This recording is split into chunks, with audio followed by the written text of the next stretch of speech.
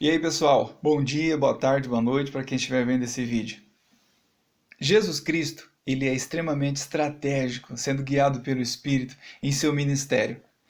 Primeiro, ele é batizado por João Batista, então ele vai para o deserto ser tentado por Satanás, ele vence, citando as Escrituras, que é o que é maravilhoso, e devemos seguir esse exemplo.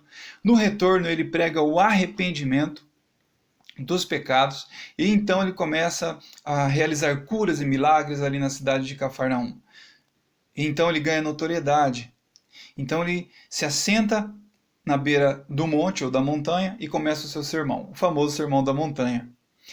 E ele inicia no versículo 3 do capítulo 5, dizendo assim: Bem-aventurados os pobres no espírito, porque deles é o reino dos céus. Bem-aventurados é a palavra grega makarios, é makarioi, a raiz é makarios, aonde o significado de makarios, bem-aventurado, é ser plenamente satisfeito.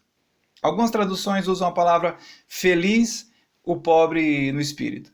Também pode ser, mas a felicidade, elas são momentos, ela não é algo único, algo completo. A gente vive momentos de felicidade, momentos de tristeza. Então, bem-aventurado, ele é o plenamente satisfeito. Esse é o significado da palavra Macários. Onde também, para aquelas pessoas, quando elas ouviam essas palavras, já havia aquele conceito firmado. E um dos conceitos de Macários, quando falava bem-aventurado, tem o significado de ser um recebedor privilegiado do favor divino. Então, bem-aventurado é aquele que recebe o favor divino, né, que é plenamente satisfeito. Então, quando nós somos pobres de espírito, ou quando nós reconhecemos que nós somos pobres de espírito, nós somos bem-aventurados. Então, a outra palavrinha importante é a palavra pobre aqui, que é a palavra pitokos. Pitokoi, a raiz é pitokos, que tem o significado de ser um pedinte, um miserável e um impotente. Ou seja, quando nós reconhecemos a nossa impotência diante de Deus, quando nós sabemos que nós somos extremamente limitados e não vamos a lugar algum sem o direcionamento de Deus, quando nós reconhecemos a nossa dependência dele, a nossa pobreza, necessidade de Deus. E então nós somos bem-aventurados. E Jesus diz assim, que é apenas desse reconhecimento da dependência de Deus que nós temos o reino dele, o reino dos céus, né? Porque é deles o reino dos céus.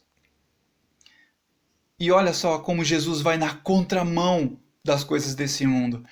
Quando tem todo esse contexto de monarquia, de reinado que é utilizado na época, o rei, para se aproximar do rei, o rei humano, vamos dizer assim, as sociedades que eram feitas, ele parava para ouvir aquelas pessoas que favoreciam a ele, que tinham algo para propor, né? Eram os mais abastados, os líderes de outros reinos, de outros impérios, que tinham acesso ao rei. Aqui Jesus está falando assim, não é isso que eu quero. Você não precisa ser dono de nada, você não precisa ter riquezas para fazer parte do meu reino. Você precisa reconhecer a sua pobreza, a sua dependência do Pai.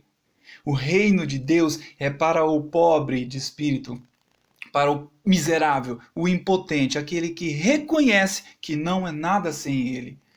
Para isso, nós temos que deixar todo o nosso orgulho, o nosso ego, aquelas coisas que fazem nos achar melhor que alguém, para que nós possamos então fazer parte do reino de Deus, que vai na contramão do mundo.